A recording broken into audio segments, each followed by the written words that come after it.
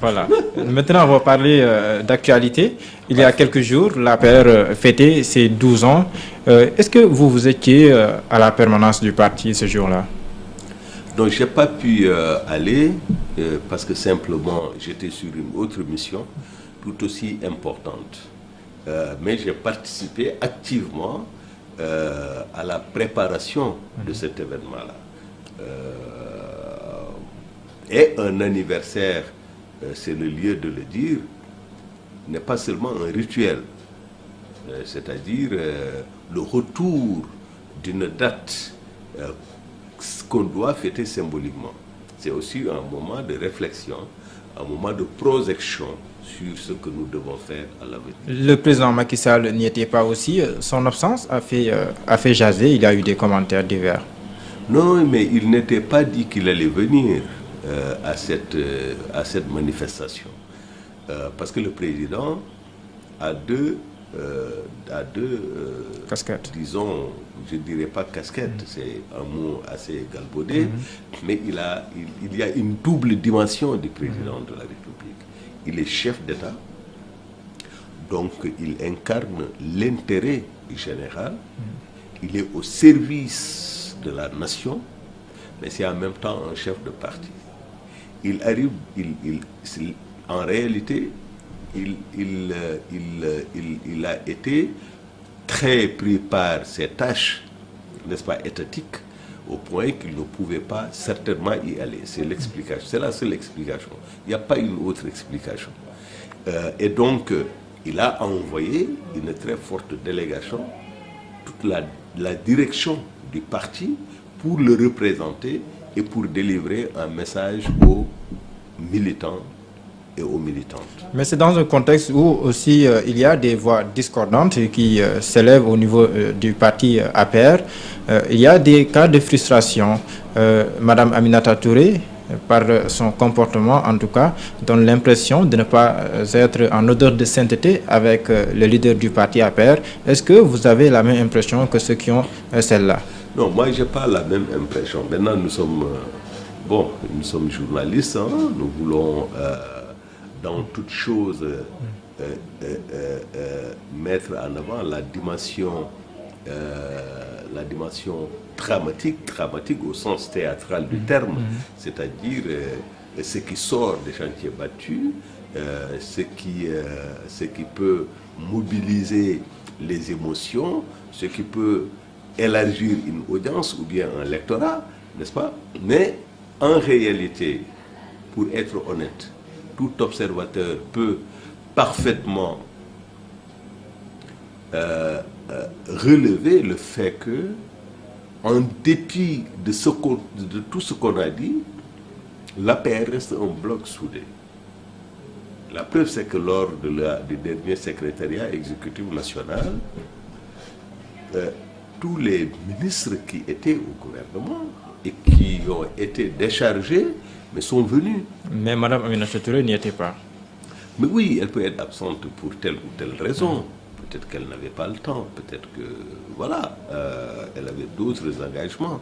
Mais ce qui est essentiel, c'est que, globalement, l'APR reste soudée.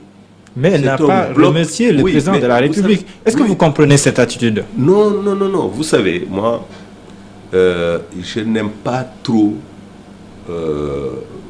commenter les faits et gestes d'un individu. Je m'interdis de le faire parce que ce qui m'intéresse, ce sont les concepts. Ce qui m'intéresse, c'est le mouvement. C'est une dynamique d'ensemble. Et aujourd'hui, objectivement, l'APR est dans une dynamique d'ensemble, soudée autour et derrière son leader, le président Macky Sall.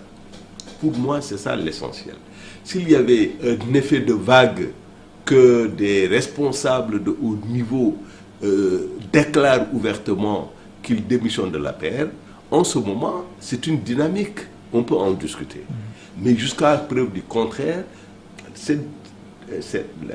l'APR reste soudée et mobilisée. Et pour moi, c'est ça qui est important. Demain, s'il y a des problèmes, on avisera.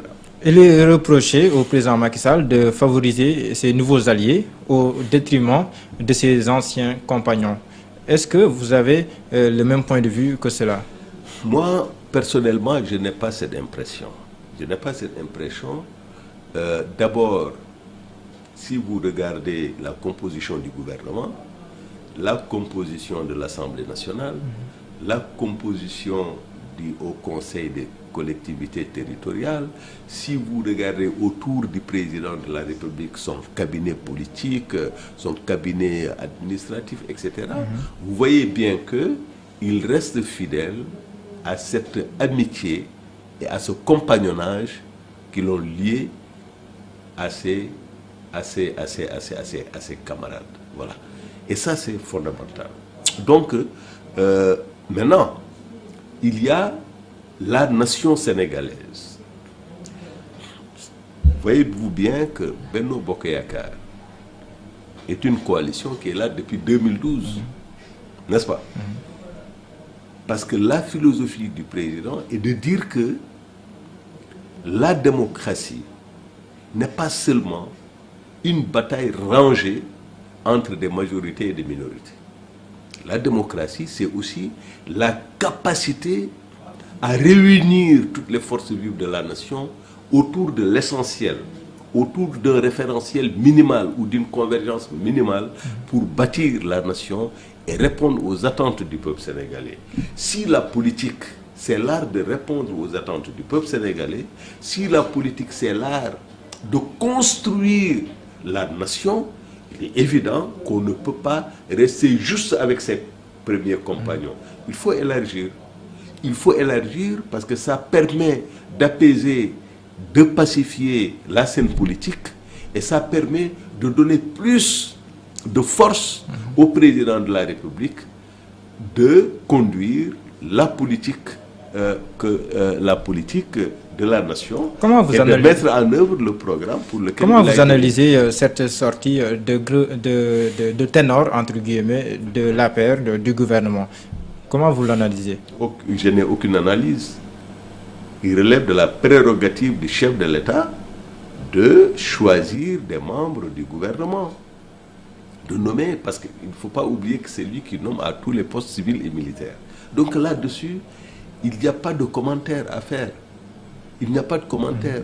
D'abord, moi, personnellement, je pense qu'il a la latitude de choisir ses collaborateurs. Il ne démet pas quelqu'un du gouvernement parce que forcément il est incompétent. Non, tous les ministres qui ont quitté ont fait des résultats, comme d'autres ministres qui sont restés. Ensuite, il n'y a pas de problème crypto-personnel entre eux et le président. C'est le président qui juge à un moment que tel ou tel a fait sa mission, a rempli sa mission, et tel ou tel autre peut venir continuer la même mission, et ainsi de suite. C'est comme ça que